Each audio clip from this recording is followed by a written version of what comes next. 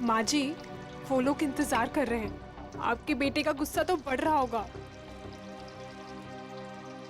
तेजल, अरे और कितना टाइम लगाओगी तुम?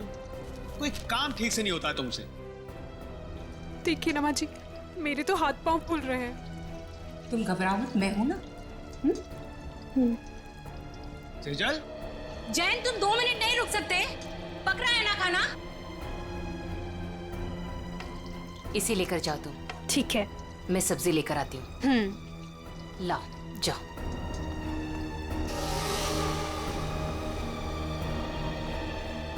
थैंक गॉड, आज खाना तो ठीक वक्त पर आ गया।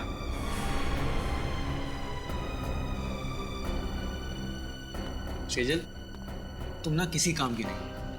पापा और मैं कब से भूखे बैठे, खाना तक ठीक से नहीं बनता। जैन, क्या हमेशा उसे डांटते रहते हो? सीख जाएगी धीरे धीरे। माँ, आप ही ने ना इसको अपने सर पर चढ़ा कर रखा है। मेरी लाडली बहू, मेरी लाडली बहू।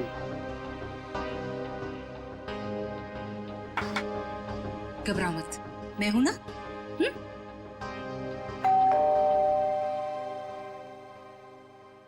अरे यार, अब ये खाने के वक्त पर कौन आ गया? हाँ सर, ये आपका पार्सल आया है। पार्सल? जी हाँ पर भेजा किसने? सर, एक तो आपने पड़ा हुआ पार्सल लेके आया हूँ और ऊपर से मुझसे ही सवाल कर रहे हैं। तो हमने अभी तक किसी को एड्रेस नहीं दिया, तो पार्सल कैसे आ गया? अरे भाई 4 दिन हुए हमें यहाँ पर आए हुए, पार्सल कैसे आ सकता है? अरे बेटा, पार्सल पे नाम किसका है वो तो देखो। अरे माँ, नाम ही तो सफाचट है। ये लीजिए अपना पार्सल। चाहे आप इसे रखिए, चाहे इसे फेंक दीजिए, आपकी मर्जी। और ये लीजिए, यहाँ पर साइन कर दीजिए। पापा, इसके अंदर तो कुछ अजीब सी चीज है।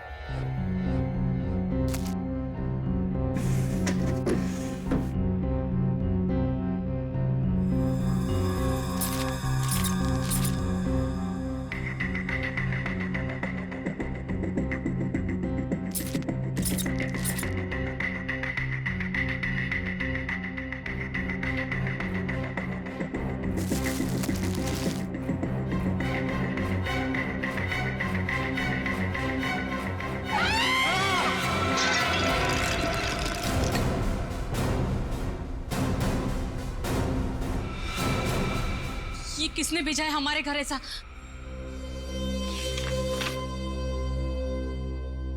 चिट्ठी? आपको ये चिट्ठी इसलिए लिख रही हूँ कि आपको बता सकूं कि आप कितने बड़े जल्लाद हैं। आपको जला देना चाहिए, गोली मार देनी चाहिए और नरक में सड़ाना चाहिए। जो आप मुझसे करवा रहे हैं वो गलत है। मैंने कर जरूर दिया है और आपको इस चिट्ठी के साथ भेज रही हूं।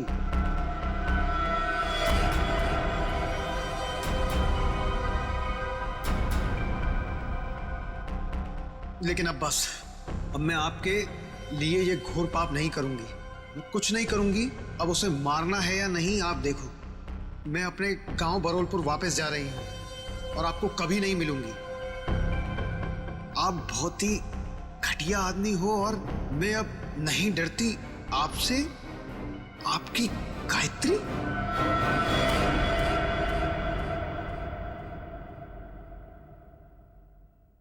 कौन है ये गायत्री? हाँ?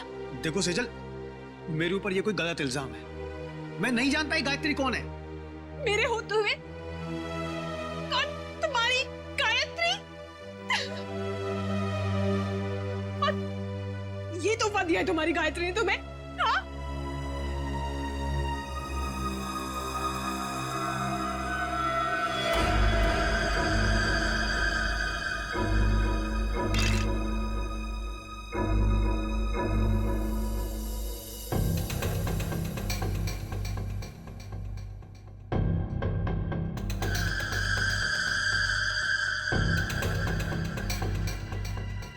माय गॉड, छोटे बच्चे की कटी हुई उंगली है सर। फॉर्मल्डिहाइड में रखी है, लगता है 5-6 दिन पुरानी होगी सर। उंगली काट के भेजा है, मतलब ब्लैकमेलिंग किडनैपिंग का केस लग रहा है सर।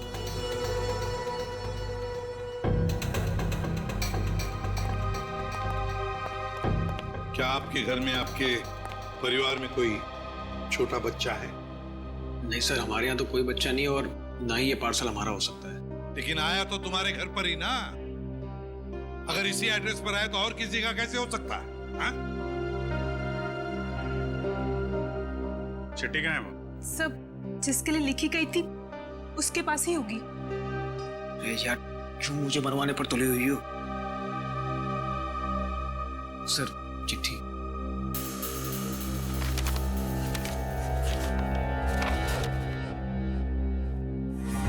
आपको चिट्ठी इसलिए लिख रहे हैं कि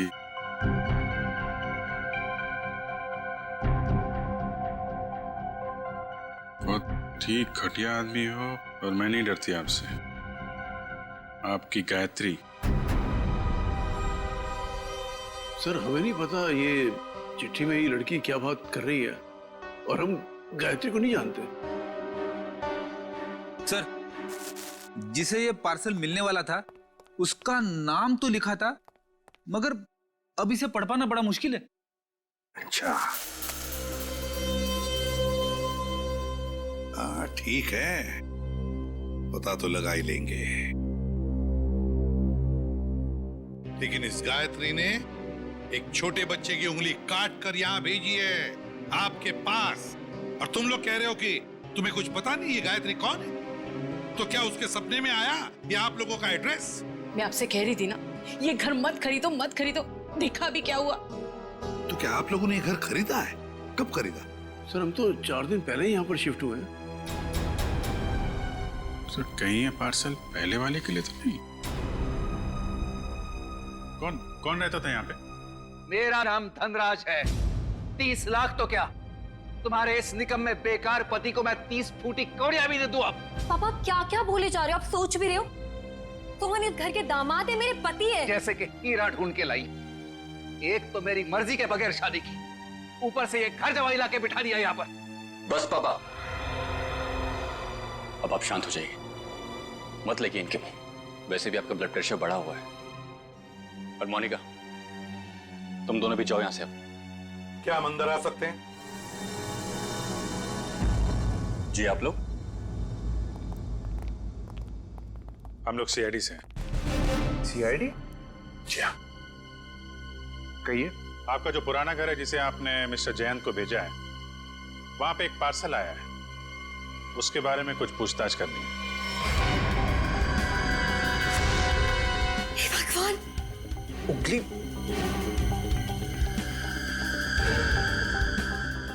ये तो किसी बच्चे की उंगली है। जी हाँ, और इसके साथ साथ एक चिट्ठी भी है।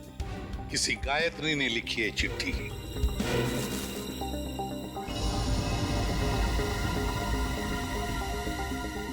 कौन है ये गायत्री? सर, हमारे तो पूरे खानदान में कोई दूर दूर तक गायत्री नहीं है। सर, हमारे परिवार में कोई बच्चा नहीं है जिसकी ये उंगली है। बिना जान पहचान के कोई यूं ही ऐसी चिट्ठी भेज देगा क्या?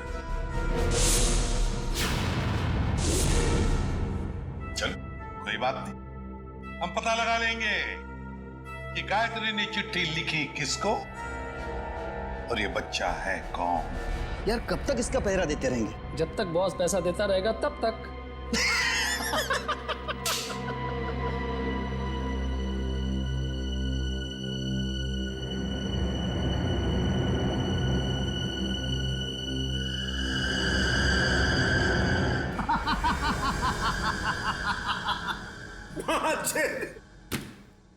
कटी हुई उंगली देखकर सदमा लगा इसे।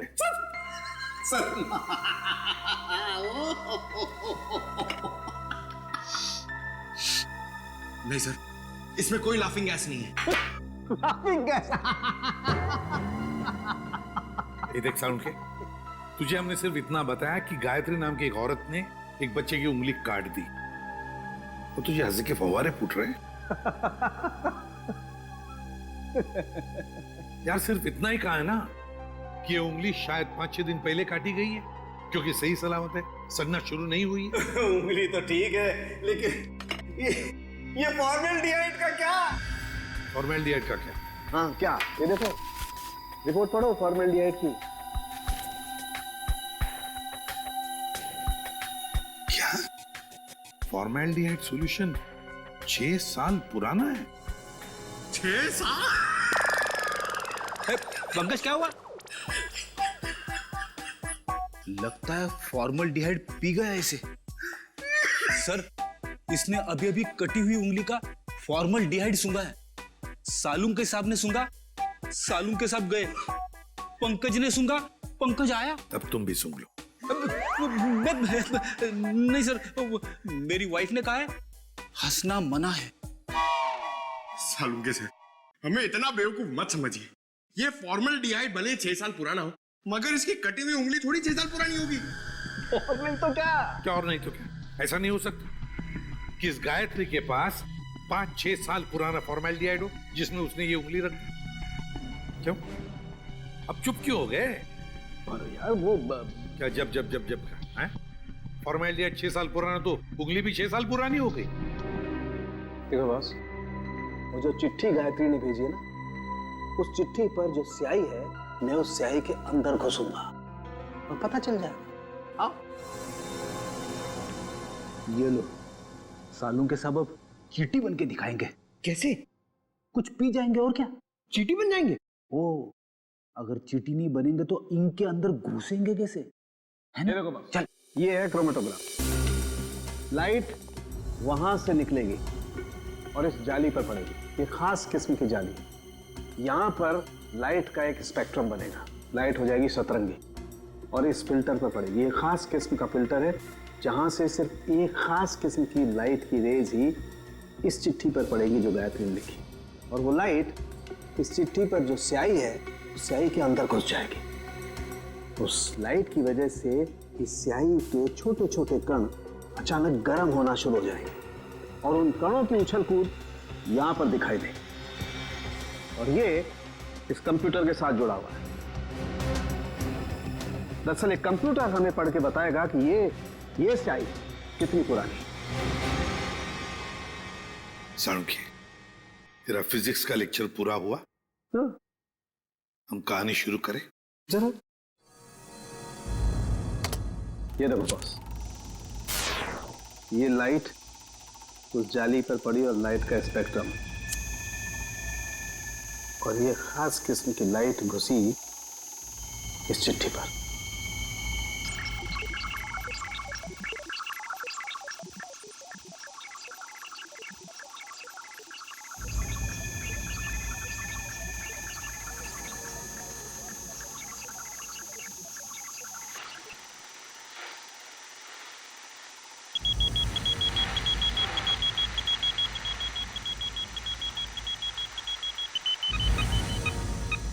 साल बस गायत्री ने चिट्ठी 6 साल पहले भेजी। गायत्री ने चिट्ठी लिखी 6 साल पहले और चिट्ठी पहुंची अब 6 साल बाद।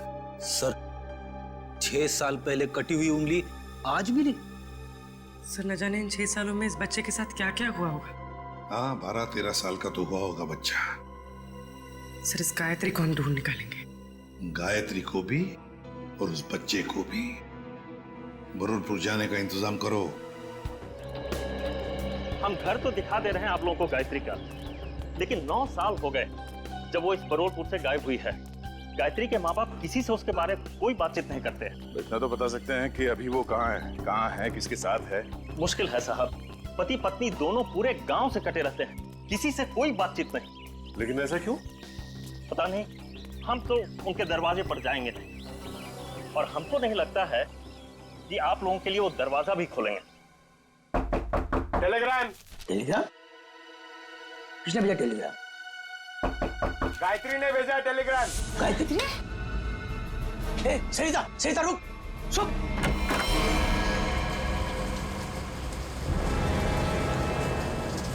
कौन है भैया आप लोग? हम लोग सीआईडी से। सीआईडी से? और आपकी बेटी गायत्री को ढूंढते ढूंढते मुंबई से यहाँ आए। मुंबई से? पर गायत्री तो मुंबई में ही है, वो आपको वहाँ नहीं मिली? उसके इस चिट्ठी के हिसाब से तो 6 साल पहले आपकी बेटी गायत्री को यहाँ बुरलपुर में 6 साल पहले आना चाहिए था। जब लेटर लिखा था तो आई क्यों नहीं अभी तक?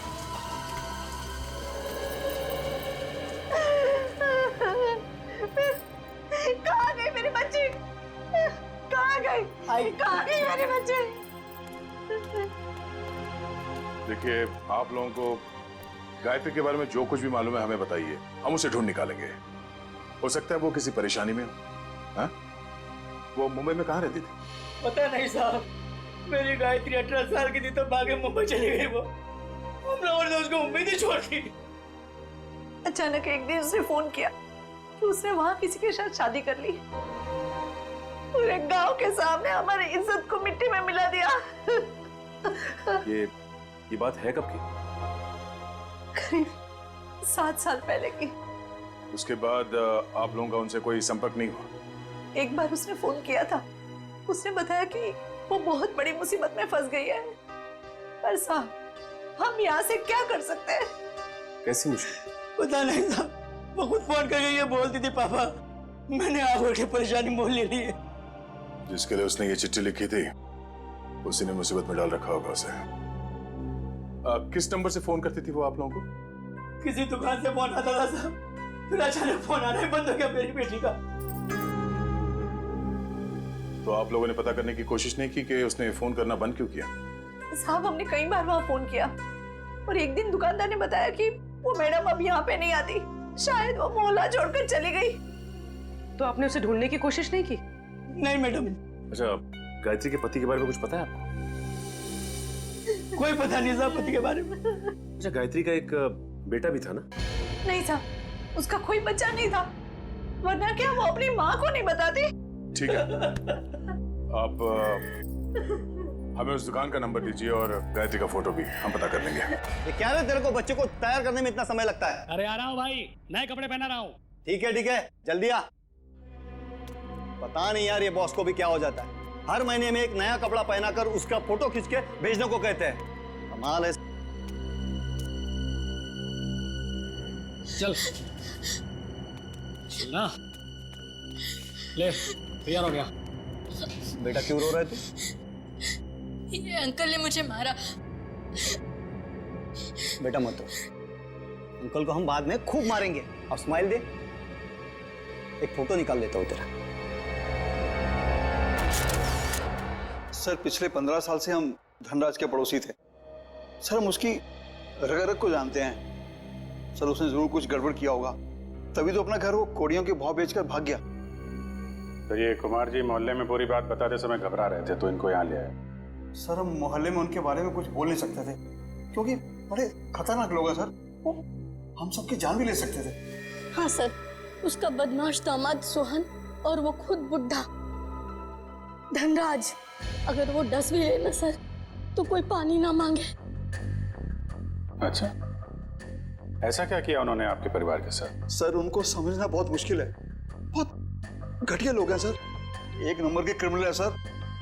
मेरी बेटी की हालत देखिए ना सर, धनराज के बेटे ने इसकी जिंदगी खराब कर दी। रणवीर ने? नहीं सर, हम रणवीर की बात नहीं कर रहे हैं, उसका छोटा बेटा अमन की बात कर रहे हैं सर। एक मिनट।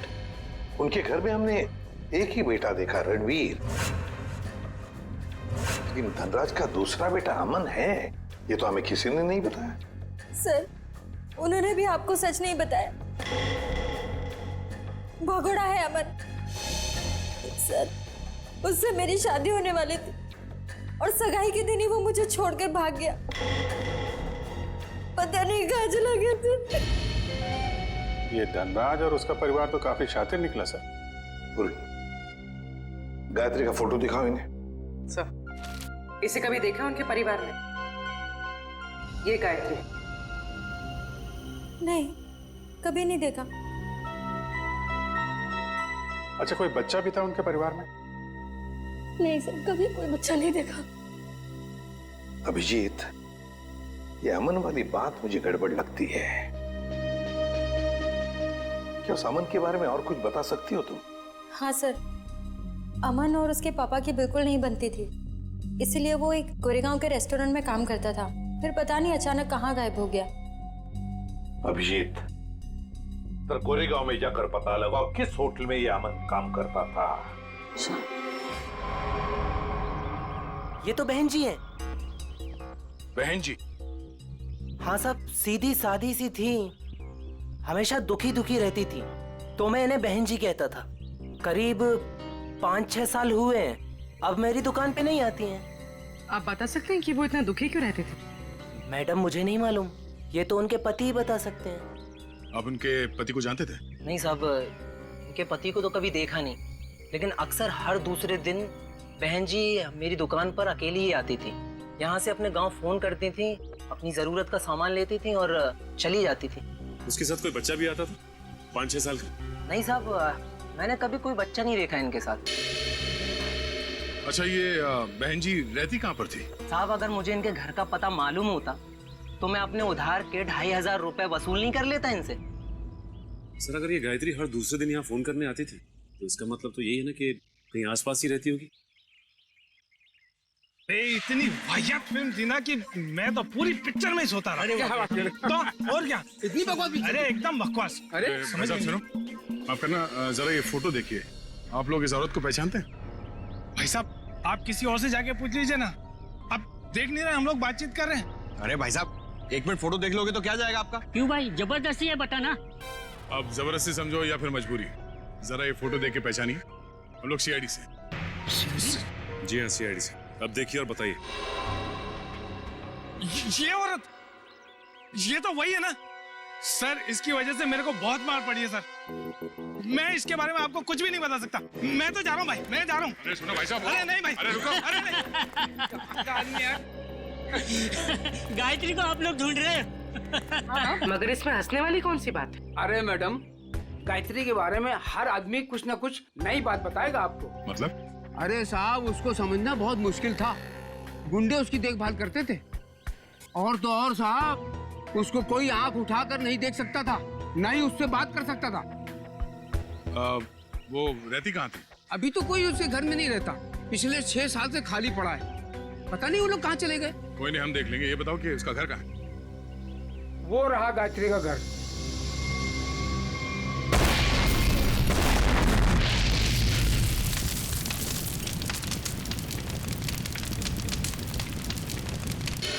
ये तो अमन साहब हैं सर। ये बहुत पहले यहाँ पर मैनेजर होते थे सर, बहुत खड़ूस थे ये, 1 सेकंड चैन से नहीं बैठने देते। अच्छा ठीक है ठीक है। उनके बारे में हमें कुछ और बता सकते हो? हाँ साहब, सुना है कि इनके पिताजी के साथ इनकी बिल्कुल नहीं बनती थी, इसीलिए वो इतने बड़े बाप की औलाद होने के बाद भी यहाँ काम करते, और फिर किसी रईस लड़की से उन्होंने शादी कर ली और फिर शायद वो बेंगलोर चले गए। और क्या सर, करीब 6 साल पहले एक कार एक्सीडेंट में वो, उनकी पत्नी और उनका बेटा मारे गए। तीनों मार गए? सर सुना तो ऐसा ही था। उनकी पत्नी का नाम गायत्री था क्या? नहीं सर, गायत्री तो नहीं था, नाम तो कुछ और था सर। पहले याद था पर अब याद नहीं आ रहा। मैं तुमने बताया उनका बेटा भी था? हाँ सर, करीब 5-6 साल का था जब वो एक्सीडेंट हुआ था। Thank you very much. वो उंगली 5-6 साल पहले की कटी हुई है, किसी 5-6 साल के बच्चे की है, और अमन के बेटे का एक्सीडेंट भी 5-6 साल पहले हुआ था, और वो चिट्ठी भी 5-6 साल पहले लिखी है। तो ये बच्चा तो पोता निकला धनराज का। कहीं ऐसा तो नहीं कि ये बच्चा भी जिंदा हो? मुझे भी ऐसे ही लग रहा है। जरा बैंगलोर फोन करो और पुलिस स्टेशन से एक्सीडेंट के सारे रिकॉर्ड मंगवा लो। इस गायत्री का कुछ ना कुछ लेना देना है धनराज परिवार से। और ये धनराज सारी बातें हमसे छिपा क्यों रहा है?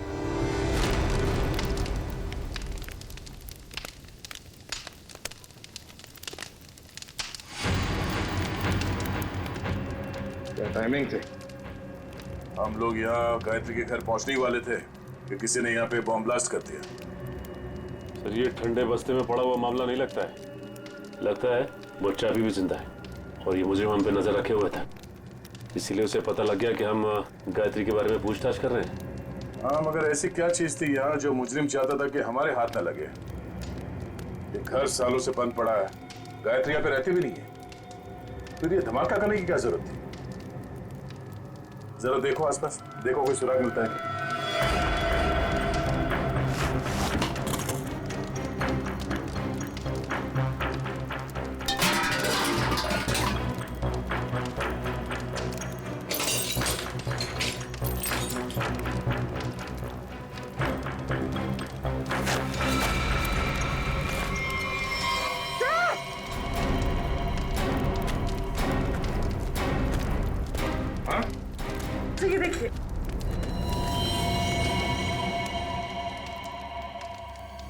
किसी की हड्डियां हैं, सीमेंट और ईंट के टुकड़े पे चिपकी हुई है।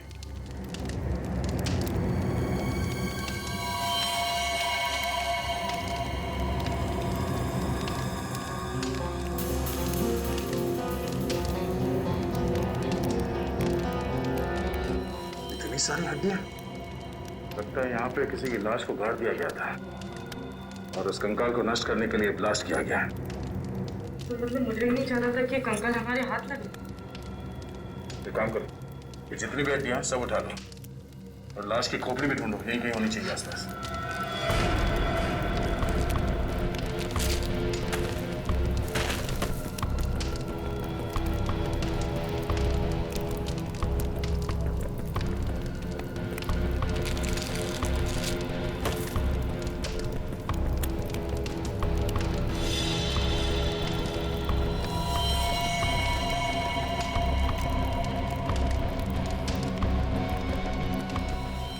ये देखो, मिल गई खोपड़ी। मतलब सर किसी की लाश को यहाँ पे गाड़ा गया था? और ये है कौन? इसके साथ ऐसा क्या हुआ था कि इसके गाड़ने के बाद भी इसकी लाश को जला के नष्ट करने की कोशिश की गई है?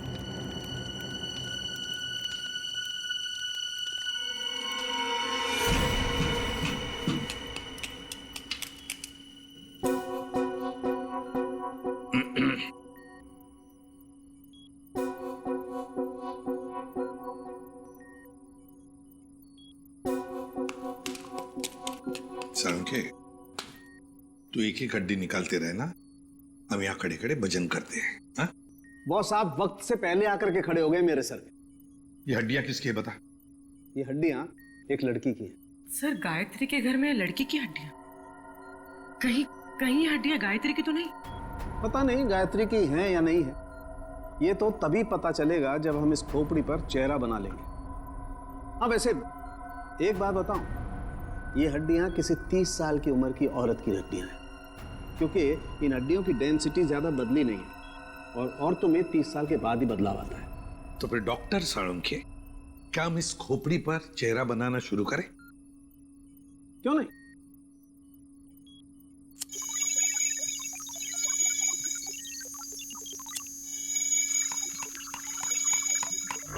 वैसे एक बात बताओ, जिस किसी ने भी गायत्री के घर में ब्लास्ट किया है, उससे बड़ा गधा संसार में कोई और होगा नहीं। वो क्यों? सिंपल सी बात है, अगर वो ब्लास्ट नहीं करता तो ये खोपड़ी बाहर नहीं आती, और अगर ये खोपड़ी बाहर नहीं आती बॉस, तो हम इस खोपड़ी पर चर्चा नहीं कर रहे होते।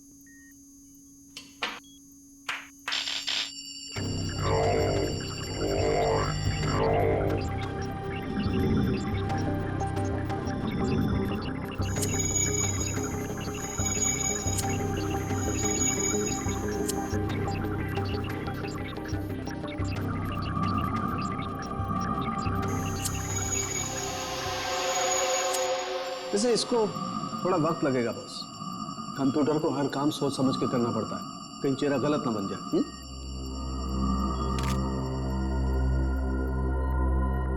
माय गॉड, ये क्या है? ये देखो बॉस, ये तो सोना है, गोल्ड।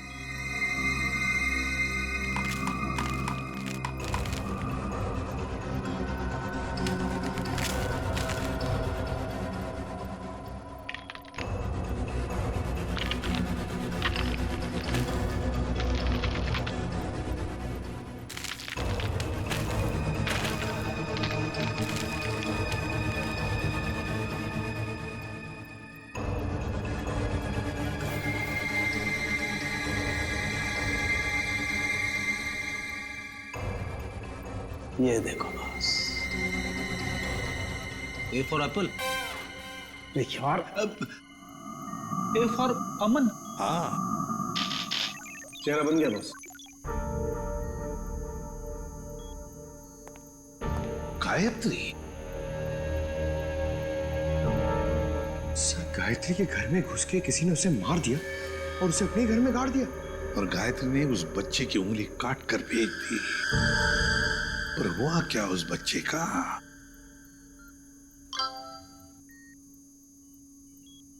सर हाँ? बैंगलोर पुलिस ने एक मेल भेजा है। लिखा है कि 6 साल पहले अमन अपनी वाइफ के साथ कहीं जा रहा था, कार पहाड़ से नीचे गिर गई और कार में आग लग गई। हाँ, मगर इस फोटो में बच्चा भी है। पर सर मेल में तो बच्चे का कोई जिक्र ही नहीं है। इसका एक ही मतलब हो सकता है कि बच्चा जिंदा है। सर बच्चे ने गले में चेन भी पहनी हुई है। और सर वही वाली चेन है, A for apple. A for Aman. पर सर अमन के बेटे की चेन गायत्री की लाश के पास मिली। अमन और उसके पत्नी की गाड़ी का एक्सीडेंट हो गया 6 साल पहले। गायत्री ने उनके बच्चे को पकड़ लिया, उसी की उंगली काट कर भेज दी। और अब तो गायत्री ही नहीं रही, तो फिर वो बच्चा कहां गया? उस बच्चे को ढूंढना होगा, बचाना होगा और इस धनराज की गर्दन पकड़नी होगी। बस बबलू ने एक निवाला खा लिया ना तो हमारा काम हो जाएगा।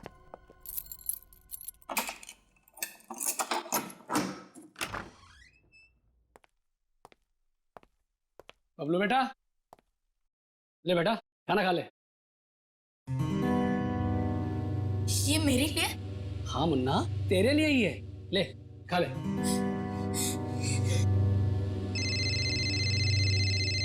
बॉस? हाँ बॉस। हाँ बस निकल ही रहे। हाँ बॉस, आपका काम हो गया बॉस। चल निकल। चल। धनराज जी, क्या कह रहे थे आप लोग? कि आपको उंगली के बारे में कुछ पता नहीं, गायत्री कौन है किसी को कुछ नहीं मालूम, आपके पूरे परिवार में कोई बच्चा है ही नहीं, तो फिर क्या ये झूठ पे झूठ बोलते रहे आप। आपको मालूम था वो उंगली किस बच्चे की है? आप जानते थे गायत्री ने एड्रेस लिखने में कोई गलती नहीं की। आपने ये बताना जरूरी नहीं समझा कि आपका एक और बेटा था, अमन, जिसका एक 5-6 साल का बच्चा है? क्यों? सर, जब मैंने उंगली देखी थी तो मुझे लगा था कि वो शायद पोते की हो सकती है। सर बचा लीजिए उसे, सर बचा लीजिए, सर प्लीज बचा लीजिए उसे। वो किसी की कैद में है पिछले 6 साल से। उसने कहा है कि जब तक मैं उसे पैसे देते रहूं तब तक वो उसे जिंदा रखेगा। सर उसने मुझे धमकी दी है कि अगर मैं किसी को बताऊं तो मेरे बबलू को मार देगा। पापा, अमन का बेटा जिंदा है और आपने हमें भी नहीं बताया। मैं नाराज था अमन से। उसने भी मेरे मर्जी के खिलाफ शादी की थी, पर 5 साल के बाद उसका मुझे फोन आया और उसने माफी मांगी, तो मैं किसी को बिना बताए बेंगलोर चला गया। फिर पोते बबलू को गले लगाया, उनको घर वापस आने को कहकर मैं वापस आ गया।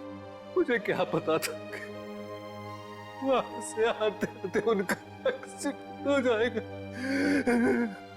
लेकिन बबलू उस एक्सीडेंट में बच गया, है ना? मुझे लगा था कि उन दोनों के साथ बबलू भी नहीं रहा, पर एक दिन किसी आदमी का मुझे फोन आया। उसने बबलू की आवाज मुझे फोन पर सुनवाई और कहा कि जब तक मैं उसे 10 लाख रुपया महीना देता रहूंगा तब तक बबलू जिंदा रहेगा। आपको ये कैसे लगता था कि उन्होंने बबलू को जिंदा रखा होगा? सर वो हर महीने मुझे बबलू के फोटोग्राफ्स भेजता रहा सर। 1 मिनट, ये लीजिए सर।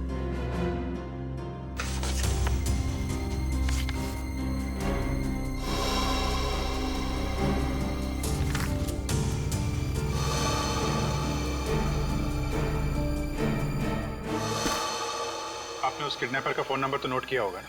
नहीं सर, वो हर बार अलग अलग नंबर से फोन करता रहा। अब तक एक भी बार नंबर रिपीट नहीं हुआ सर। धनराज जी, ये किडनैपर तुम्हारे साथ पैसे का खेल खेलता रहेगा, झूठी उम्मीद दिलाता ही रहेगा। लेकिन अब ज्यादा दिन उसका ये खेल हम नहीं चलने देंगे। नहीं चलेगा उसका ये खेल।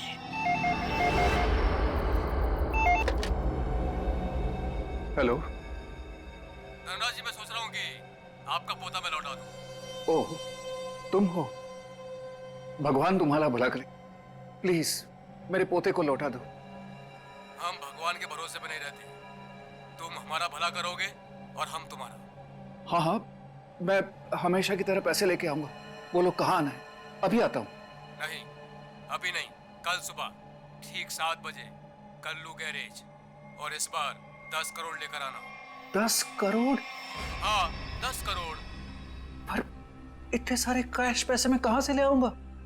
इसीलिए तो 12 घंटे का समय दे रहा हूँ ना।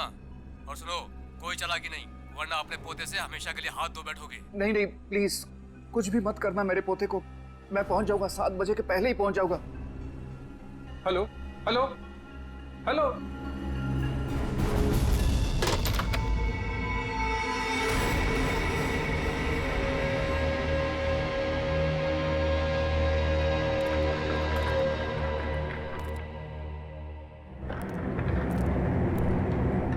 कल्लू गैरेज ही तो बोला था। यहाँ तो कोई नहीं है। हेलो हेलो, कोई है? पापा। रणवीर, रणवीर तुम यहाँ क्यों आए?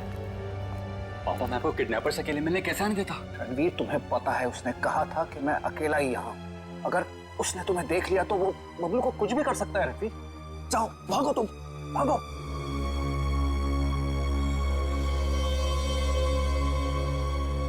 पापा, अगर मैं ही यहाँ से चला गया तो आपको आपके लाडले पोते से कौन मिलाने वाला है? क्या? तुम? हाँ, मैं ही आपके पोते को 6 साल से पाल रहा हूँ। क्या कह रहे हो रणवीर? तुम ऐसे कैसे कर सकते हो? मैं तुम्हें... अरे अरे पापा, आराम से, शांति, नहीं तो ब्लड प्रेशर हाई हो जाएगा। आपका पोता बिल्कुल ठीक ठाक है। ले आओ रे।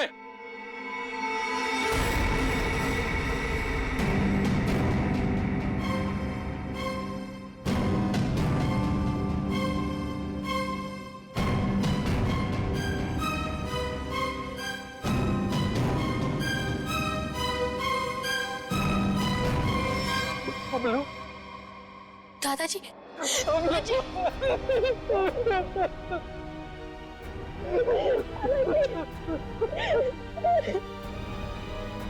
मैं आ गया हूं। तुम्हें कोई कुछ नहीं करेगा। चलो घर चलते। अरे रुकिए पिताजी, रुकिए। जाते जाते जरा इन कागजात पे साइन करते जाइए, देख लीजिए। वो क्या है ना कि ये सब हो जाने के बाद आप और मैं एक साथ तो रह नहीं सकते, तो आपका घर और फैक्ट्री मेरे नाम कर जाइए और दफा हो जाइए। तो जैसे विश्वासघातकी को तुम्हें एक फूटी कौड़ी भी नहीं दूंगा। दोगे पापा, दोगे। जब आप बिना देखे अपने पोते के लिए करोड़ों रुपए दे सकते हो, तो देखने के बाद तो इतना दे ही दोगे। नहीं मिलेगी, एक फूटी कौड़ी भी नहीं मिलेगी। अच्छा, देखते।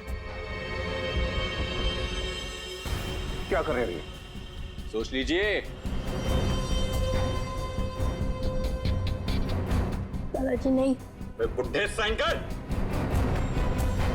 दोबारा मौका नहीं दूंगा।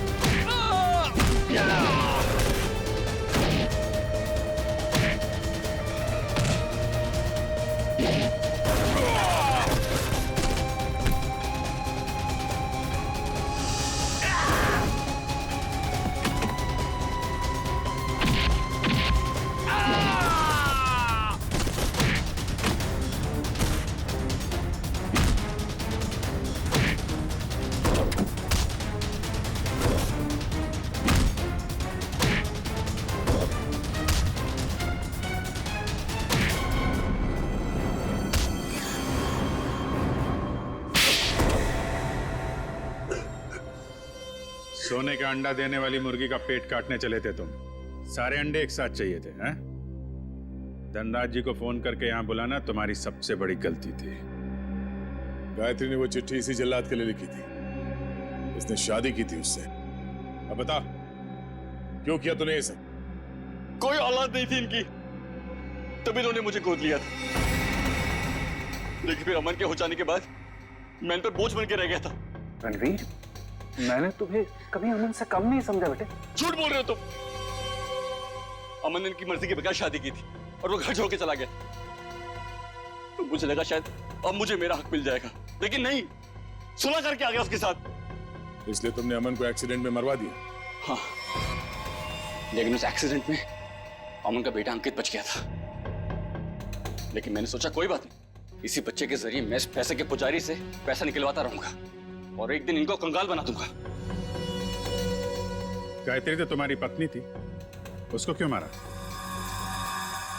सर, मुझे लगा वो अंकित को मेरे हिसाब से संभाल लेगी, लेकिन नहीं, उसे उस पर दया आने लगी। मेरे इतने दबाव देने के बाद ही उसने इसकी एक उंगली काटी थी और उसके बाद मुझे धमकाने लगी। कहती है कि अंकित को जल्दी से घर छोड़ दो वरना मेरा भांडा फोड़ देगी, मेरा, अपने पति का। इसलिए तुमने उसे भी मार के वहां घर में गाड़ दिया? हाँ, क्योंकि मैं नहीं चाहता कि मेरी तरफ आराम से आने वाले पैसों के बीच में कोई भी रुकावट बन जाए। रुकावट तो आनी ही थी रणवीर। जुर्म के रास्ते में रुकावट डालने और मुजरिम को उसके अंजाम तक पहुंचाने के लिए सीआईडी बनी है। 3-3 खून करने और बच्चे की किडनैपिंग के जुर्म में जेल की सलाखों के पीछे सड़ना होगा जब तक फांसी का ऑर्डर नहीं आता। For more updates, subscribe to our channel, click the show links and enjoy watching the videos.